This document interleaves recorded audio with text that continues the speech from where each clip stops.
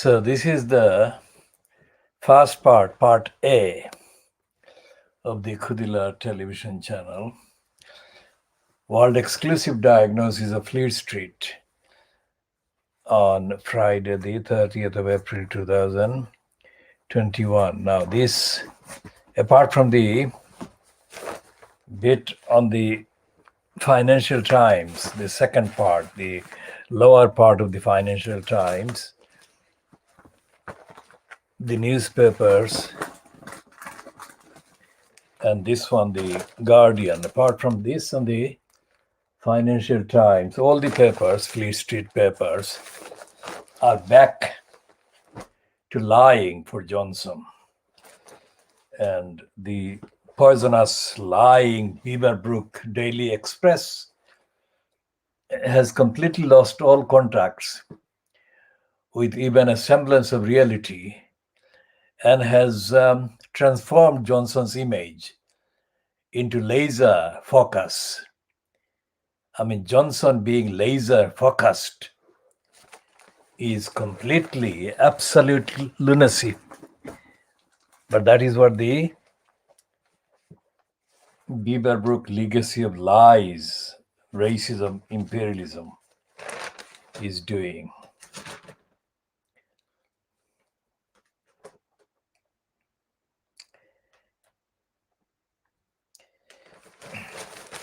And the Guardian has elevated Gordon Brown into an world leader.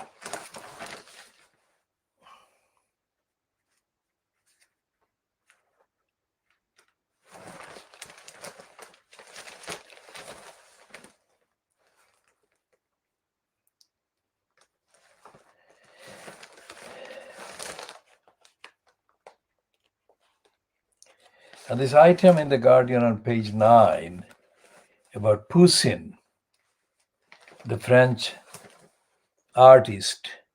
It was bought by the National Gallery in the 1820s as a painting by Nicolas Poussin, the 17th century French master, but the triumph of Silenus.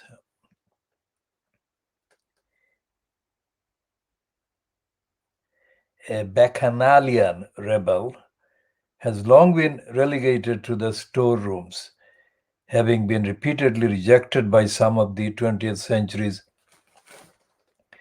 art experts as copy. Now, doubts about the picture have been dispelled, and it will hang in the main galleries with a new label bearing Poussin's name. It will also receive pride of place in a forthcoming Poussin exhibition organized by the National Gallery in London and the Getty Museum in Los Angeles. Now, this is this whole item is relevant to the discussion of the attacks on the Kitten's house in 2012 in Brick Lane and the impact the attacks had on resources and materials, including thousands of original work, manuscripts, and so on, that we have been referring to in various parts.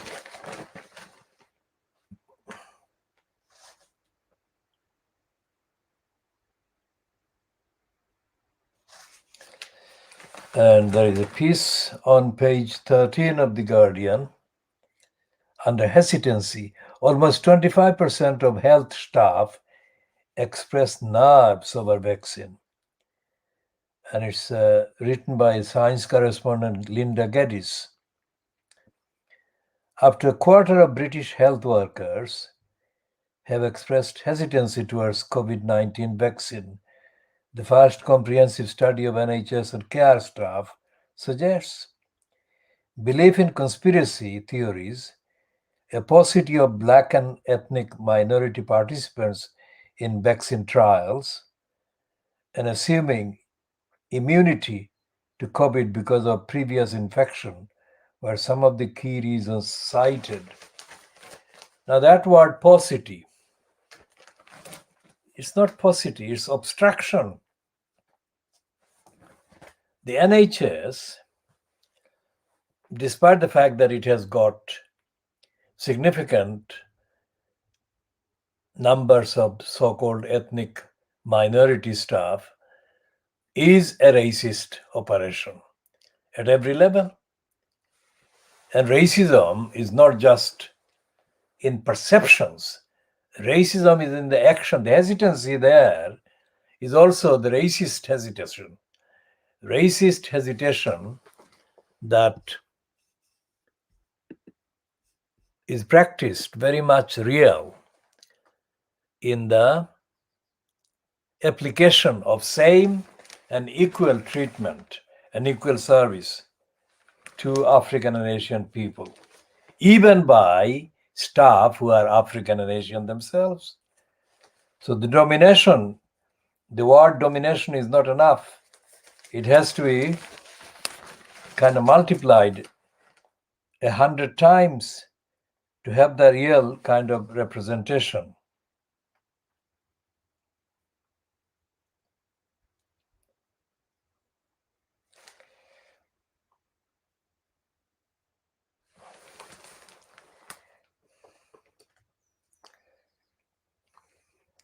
There is an item on page 16 of The Guardian which says legal win on welfare ban set to benefit low-earning migrants.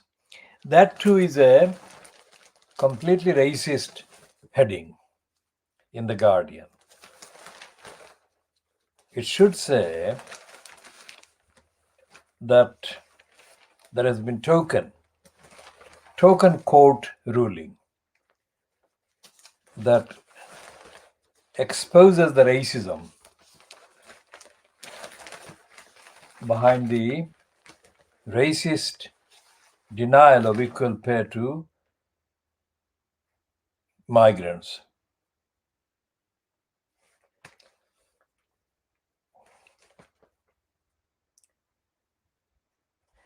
And there is in the journal of The Guardian a piece on the front of the journal,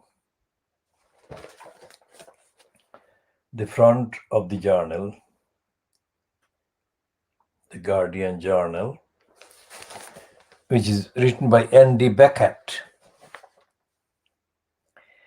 And it's headed, Boris Johnson's government is brazen by design. Well, that is absolutely true. Since the beginning, one of the most striking aspects of Boris Johnson's government has been its brazenness. The Downing Street press briefing room, redecorated in Tory blue, regeneration funds crudely funneled towards Tory towns, the troublesome Brexit parliament illegally shut down, the pandemic as a business opportunity for conservative cronies. In these and many other ways, the government has exercised power with a cartoonish lack of subtlety.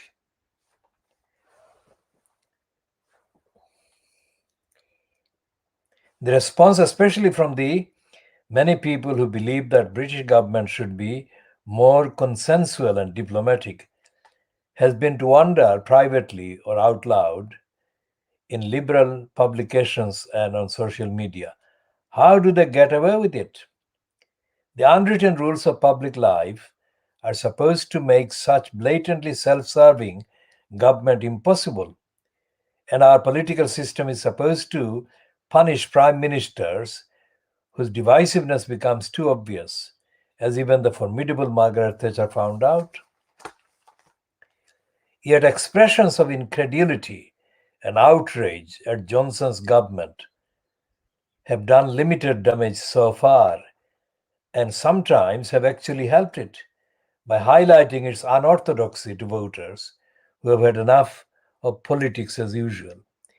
In 2019, shortly before Johnson became Tory leader, the Hansard Society found that 54% of electorate believed Britain needed a strong leader who is willing to break the rules. All the current scandals about corporate lobbying, callousness towards COVID victims and possible corruption have so far barely affected the Tories' strong position in the polls. If Britain's political culture used to resist overly partisan extremist governments, what has changed in that culture to enable Johnson to thrive until now? One explanation is that the rules of political conduct in Britain have been much less solid and unchanging than many people like to think. Well, this is Andy Beckett, whether he's connected with any other Beckett or not, is, of course, writing in The Guardian. And so his language, his kind of phraseology, and his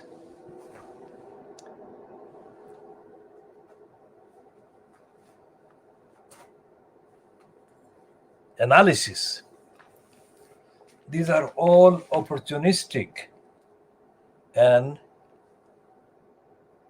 corrupt by design, as Johnson's brazenness is brazen by design. Now the Daily Mail and the Daily Express and the Scum are expected to do this, but the Daily Mirror, get out and have fun, is overdoing its corruption.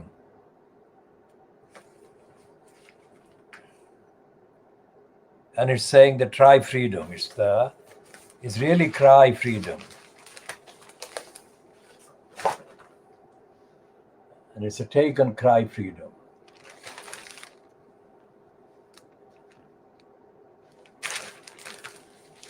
These are the Fleet Street newspapers are corrupt.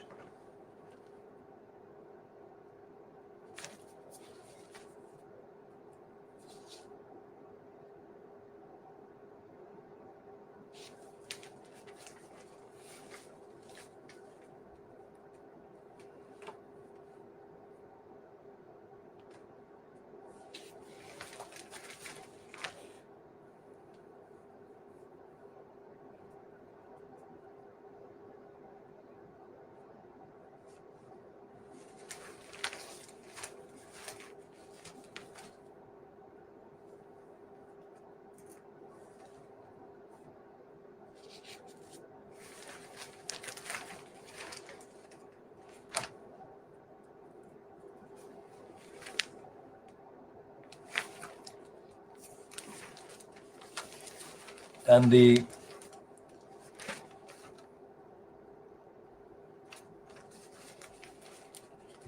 overhyped police series, Line of Duty, is being overhyped endlessly. And the Mirror is joined today with a 2-page spread. The entirety of Fleet Street, the reason we call it Diagnosis, world exclusive, original Diagnosis of Fleet Street, is because the whole set, the collection, the pack of Fleet Street newspapers is a pack of lies and deception and fraud. And they are now going completely, it's like a mechanical lying propaganda. The Mirror is saying get out and have fun. It's like some machine robotically has kind of issued this, and all the papers are doing the same promotion and propaganda. Now this is reminding any observer, any ethical observer, of what happened in India before the surge returned. India kind of stopped the lockdowns and everyone was free, having fun in the fascist BJP and the Shiv Sena's way. And now there are literally millions of Indians affected. Millions of Indians affected, and hundreds of thousands of Indians died.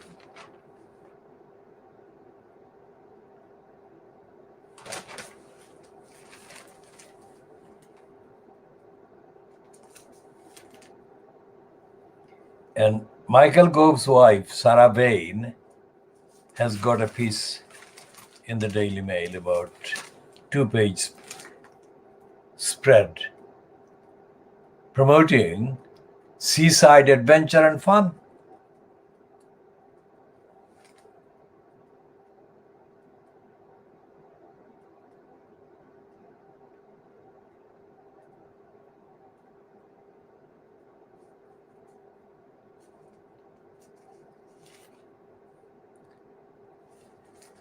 And the Daily Mail is having a go at Keir Starmer, which is one of the easiest things to do in kind of political savaging of the Labour Party, because Starmer has been politically murdering the Labour Party as the opposition party in Parliament and in the country and in the media.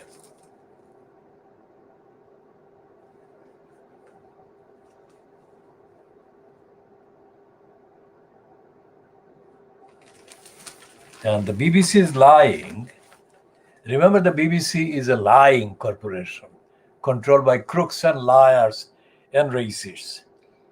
So you heard it here. It's not, as they say,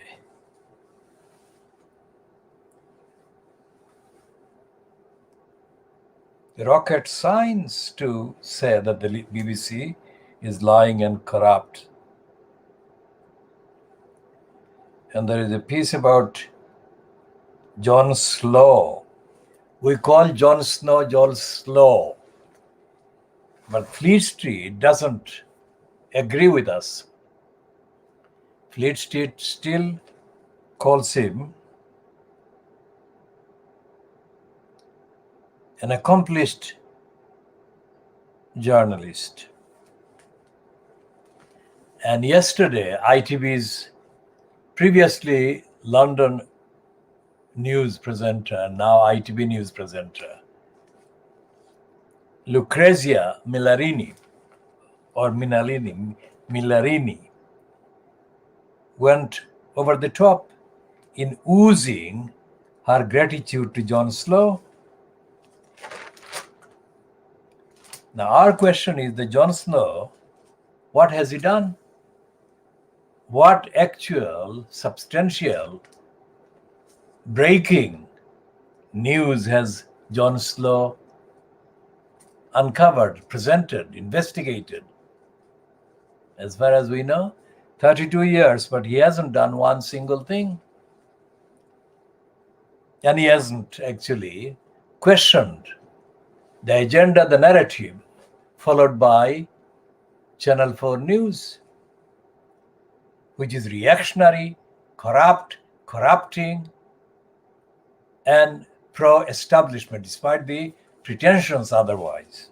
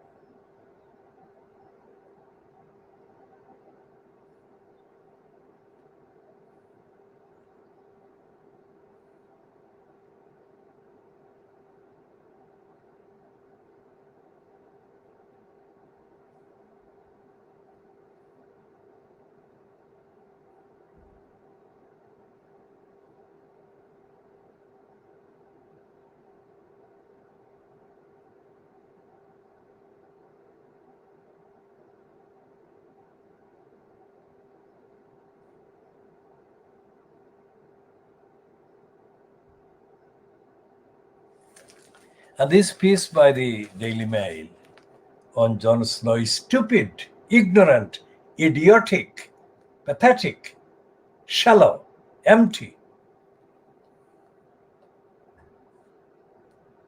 The two incidents they refer to as being concerned with Jon Slow's outbursts or comments are useless.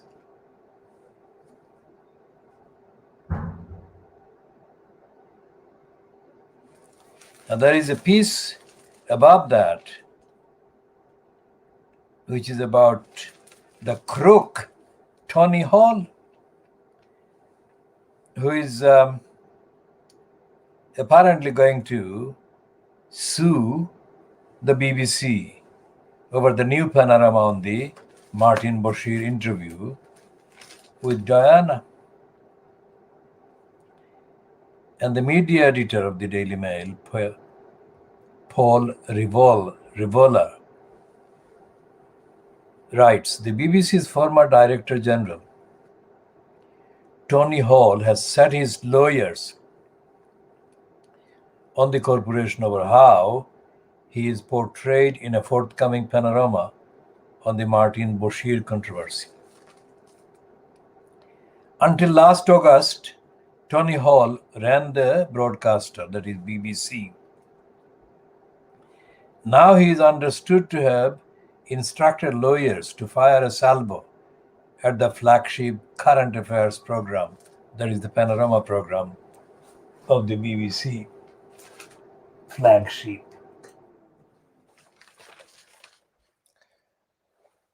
Panorama has carried out an investigation into the way its former star reporter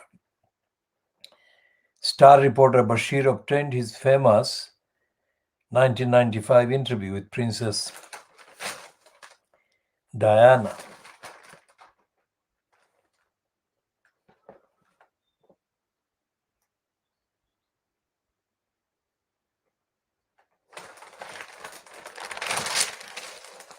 It's completely the Daily Mail. It's a leading lying newspaper in Fleet Street. So every line, every item has got 3 or 4 different contradictions. Every piece in the Daily Mail is stuffed with 3 or 4, at least 3 or 4 contradictions, as is this item. It's not what the heading says. It has got several contradictions.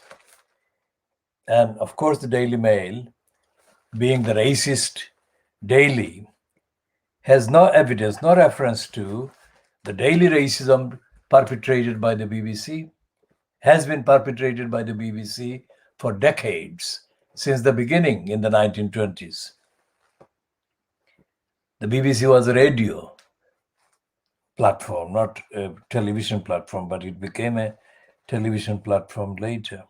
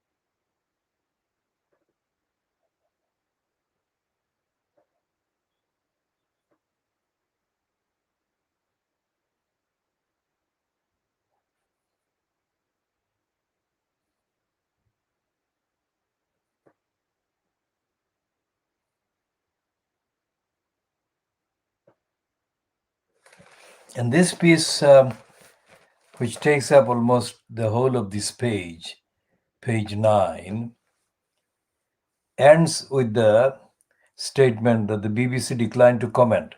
That is to say, when all this stuff was put to the BBC about the panoramas and Tony Hall and Martin Bashir, the BBC declined to comment. Now, there is a list of things that the Daily Mail is saying that Tony Hall did that was actually the list is wrong. The various things that Tony Hall did were wrong, and he lied.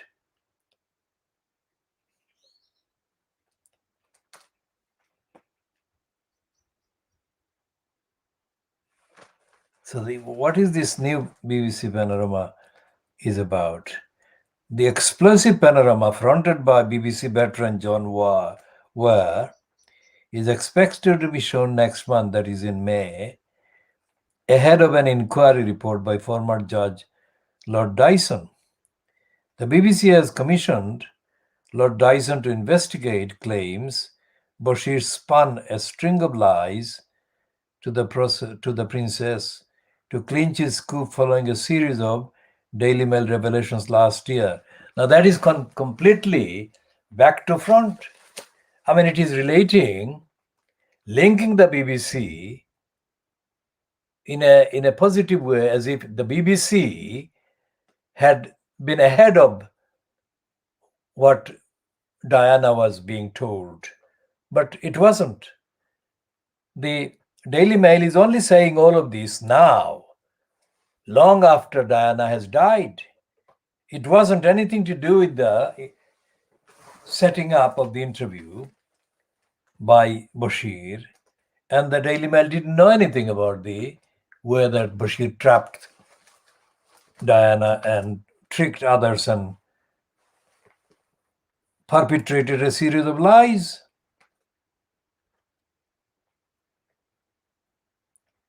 And this one says more about the internal BBC inquiry by the former Judge Dyson than it does about the Tony Hall threat to the panorama of legal action.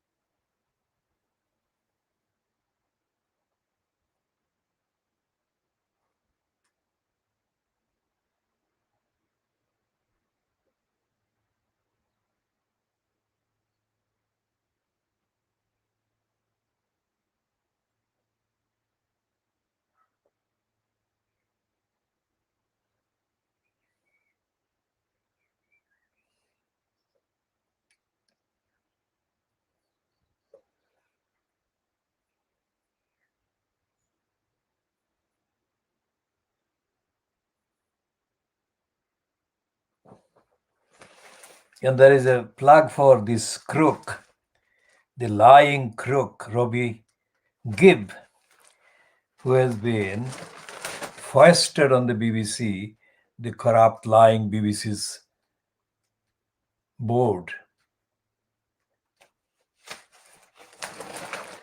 And the whole of the Daily Mail is full of plug for the Johnson Hancock liars.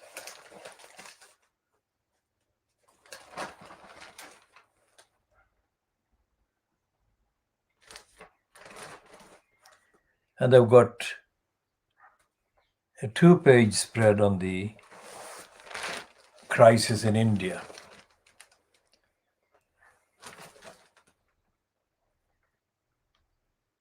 In India, a man shares a moped with his mother and a relative, but she is dead, victim of the COVID tsunami.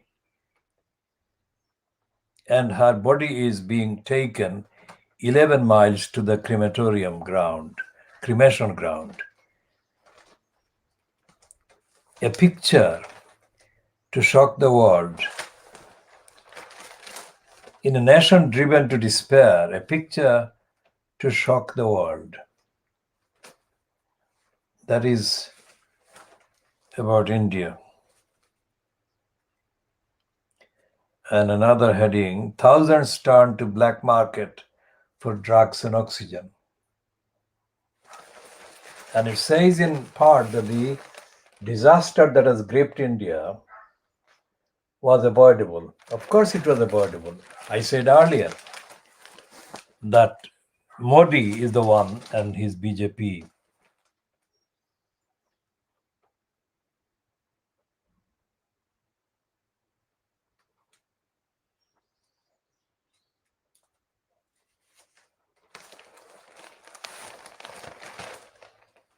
And these are all full of plugs.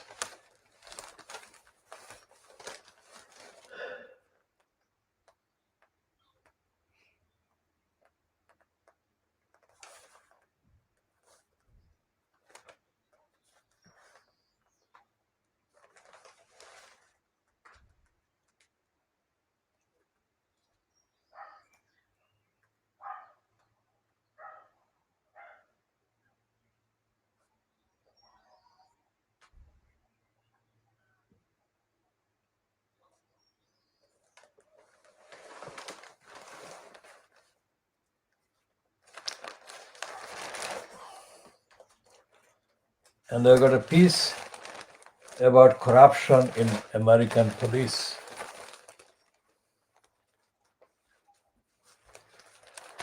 And the stupid moron Richard Littlejohn has got another stupid piece.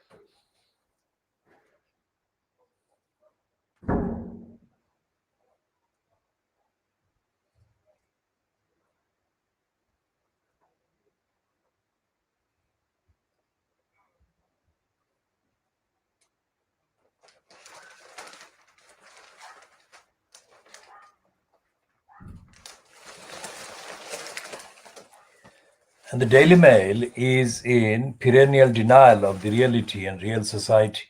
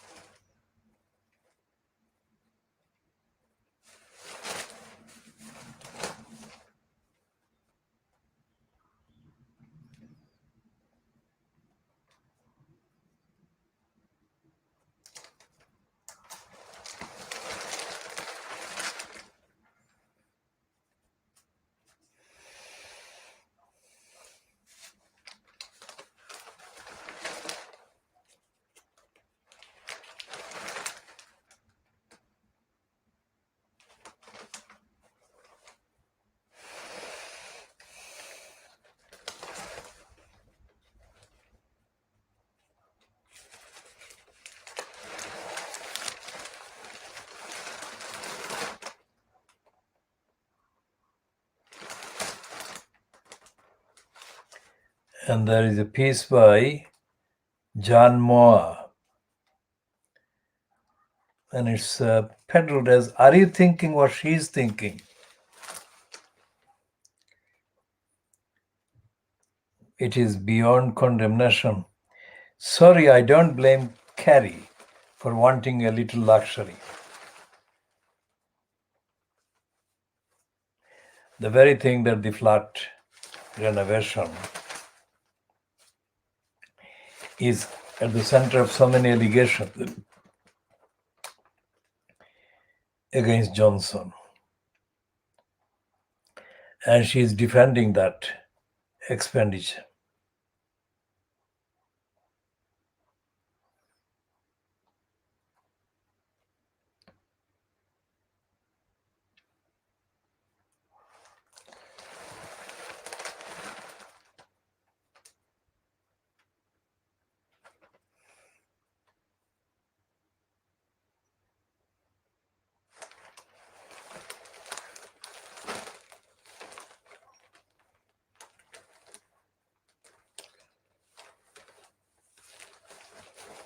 This Antonia Fraser is back, and she is described in the Daily Mail, one of Britain's most distinguished biographers.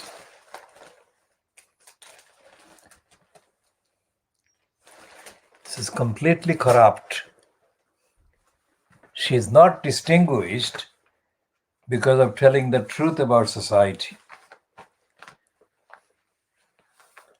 And there is a perennial promotion on the front page of the Times of Kate and Williams.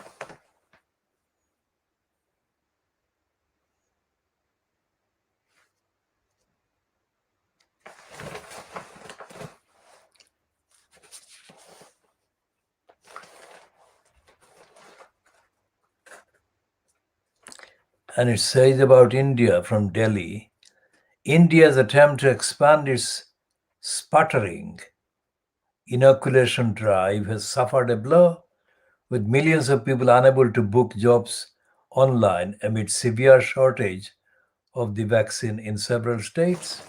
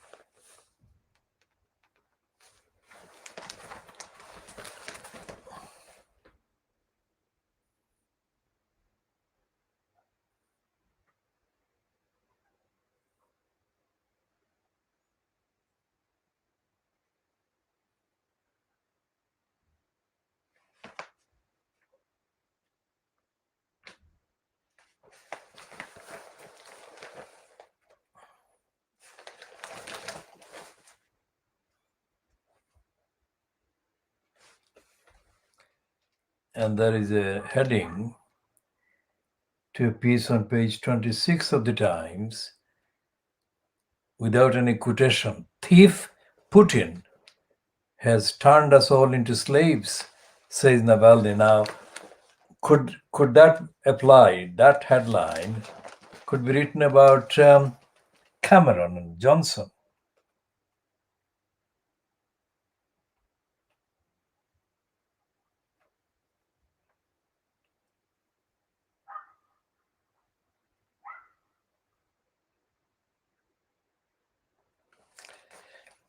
Cruel country.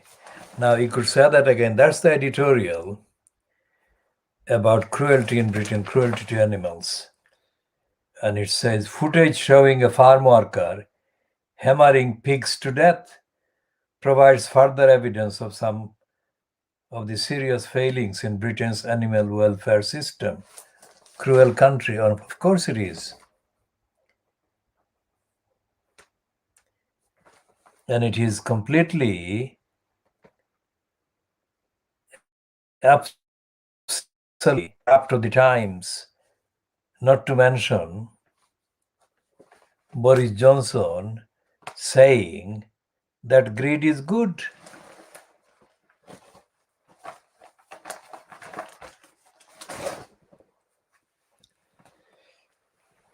Now that's the criminal Daily Express praising Johnson as laser focused. There is no word to condemn this lying.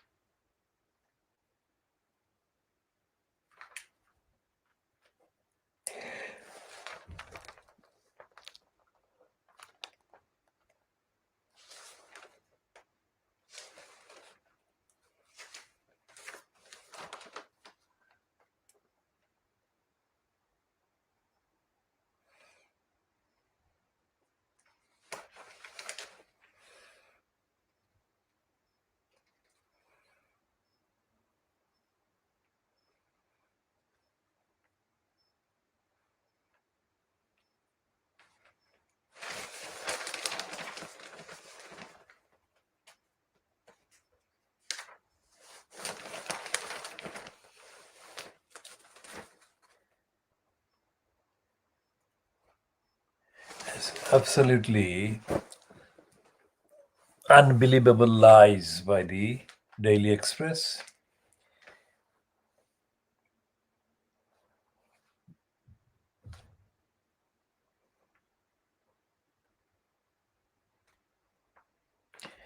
And the I newspaper calls Jon Snow a giant of journalism. We call him John Slow, the opposite of giant.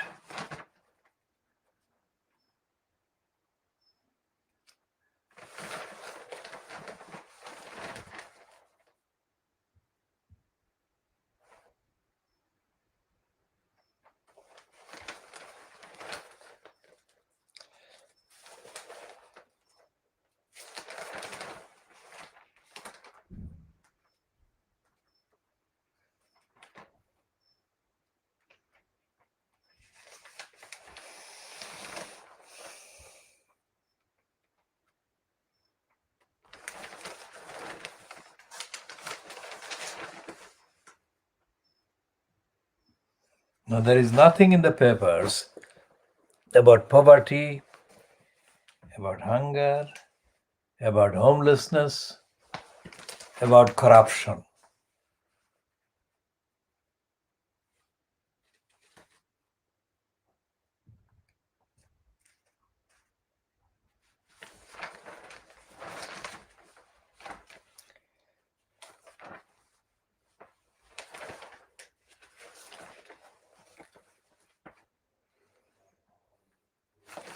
And it's full of propaganda for Kate and Williams in the sun, in the scum.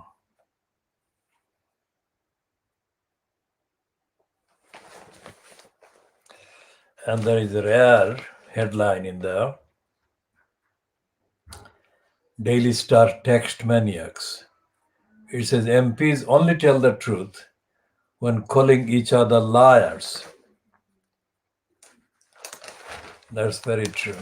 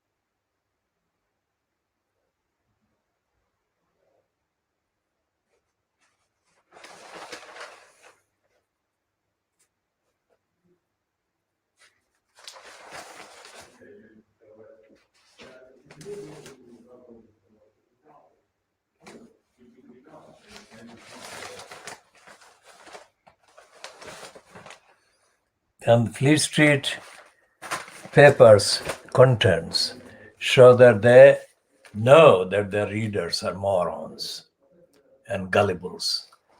So they stuff the papers with absolute rubbish and idiocies and lies. And today is absolutely typical.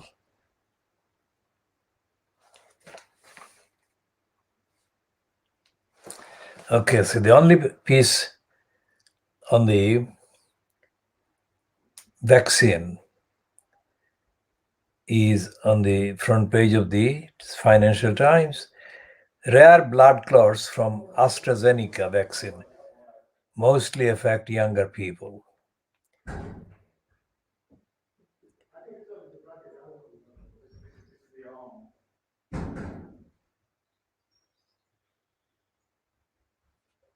That's according to the UK medicines regulator, who said yesterday, while releasing the first breakdown by age of the vaccine's adverse side effects. Is the Joint Committee on Vaccination and Immunization, which is advising the government on use of the AstraZeneca vaccine, and is debating whether it should change guidance to offer an alternative to the AstraZeneca vaccine to those under 40 as well as those under 30.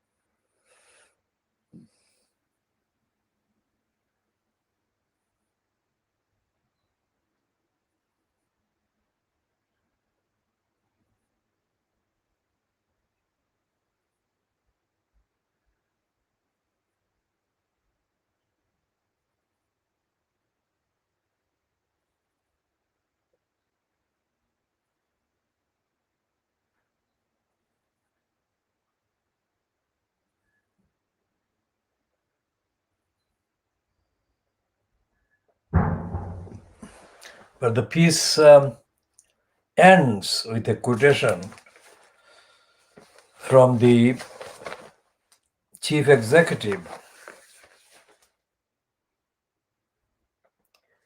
of MHRA, adding that blood clots were extremely rare. So what they're doing is creating a parade of assurances, even in the Financial Times.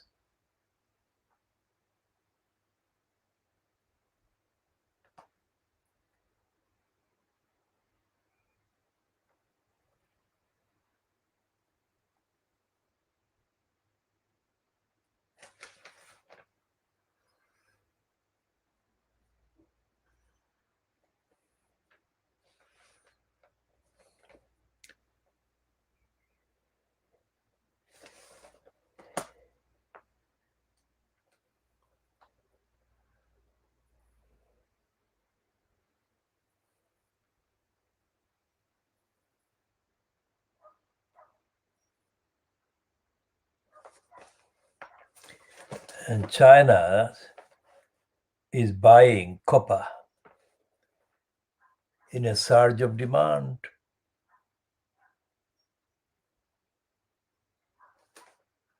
And the Financial Times has got on the front page a staged photograph taken of Boris Johnson, making him look serious and worried. And next to it is the line that he brushes off investigation into the flat. Boris Johnson speaks to publish pupils yesterday after taking part in a science lesson at King Solomon Academy in London.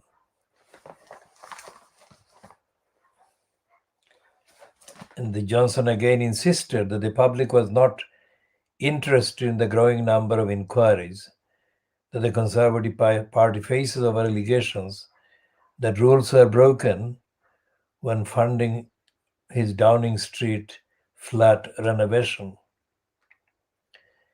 However, Johnson confirmed that he would comply with the formal Electoral Commission investigation, saying, "I don't think there is anything to see here or to worry about." And they don't talk about the crime.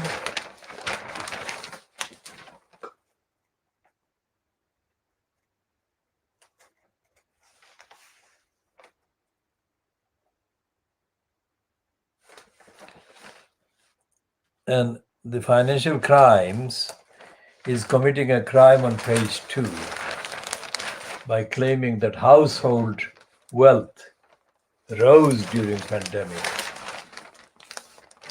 Completely in denial.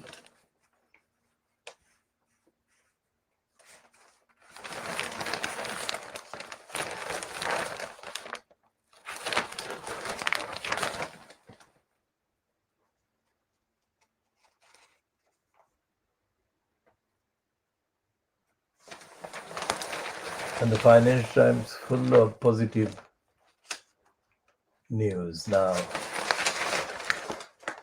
All the big companies are staging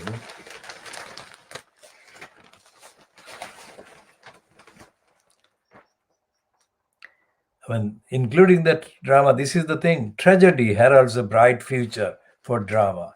All the words and the phrases used even in the Financial Times are absolutely deliberate and brazenly corrupt. And they're questioning Biden and saying how just how radical is Biden? Well, Biden is not radical at all. That is the answer. Look at his record. He's a reactionary, right-winger, imperialist, and anti-Muslim murderer.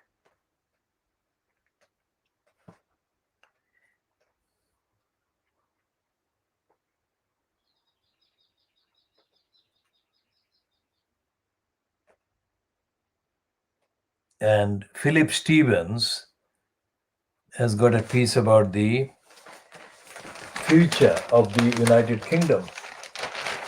Remember, we use the quotation marks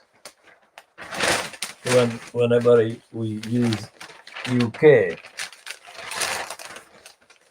And we've been doing that for a while because we know that the United Kingdom is being broken up by the cons.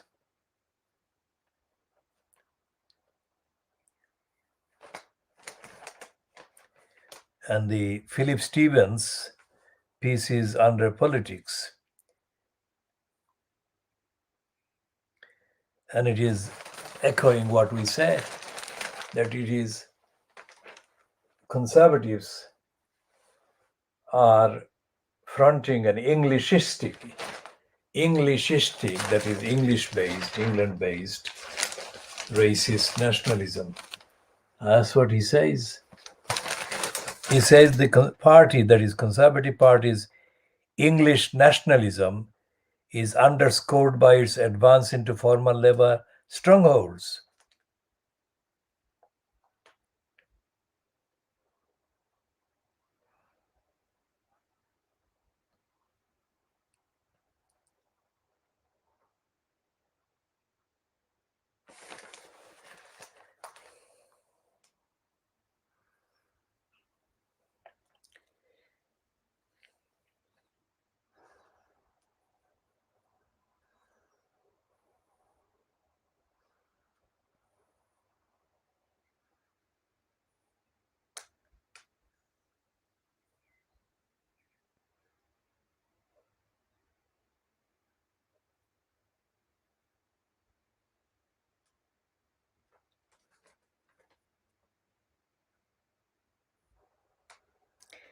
He's saying that Johnson has shown his contempt for devolution by striking out in the opposite direction. Brexit has been deployed to reassert the supremacy of Westminster.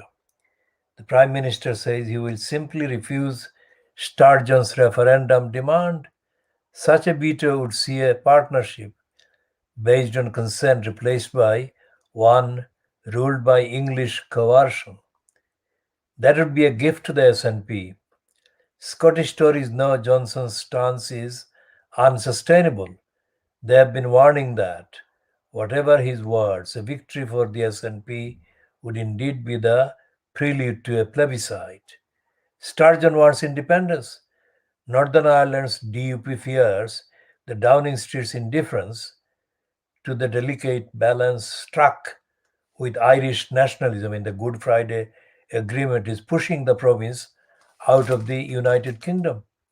Rioting on the streets in Northern Ireland has reflected unionist fears of abandonment. By prioritizing a hard Brexit for England over border arrangements for Northern Ireland, Johnson has put economics on the side of Irish nationalism.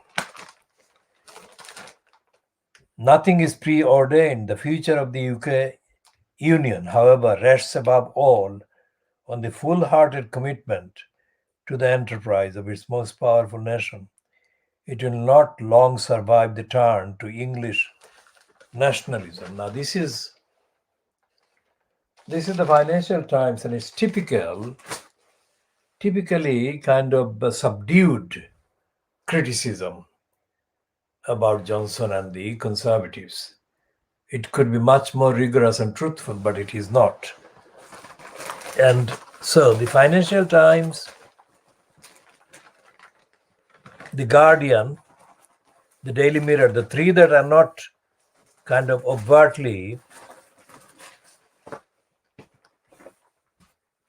in collusion, in complicity with the Conservatives, even they are subdued.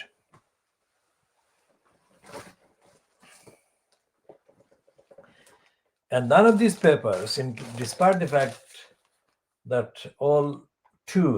both of the main items on the front page of The Guardian are critical of Johnson, they don't actually convey the truth to readers, truth of society. There is nothing about the housing crisis, as I said, and there is nothing about unemployment, about racism, about discrimination,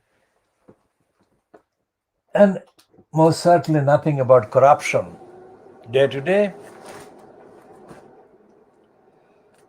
And the referendum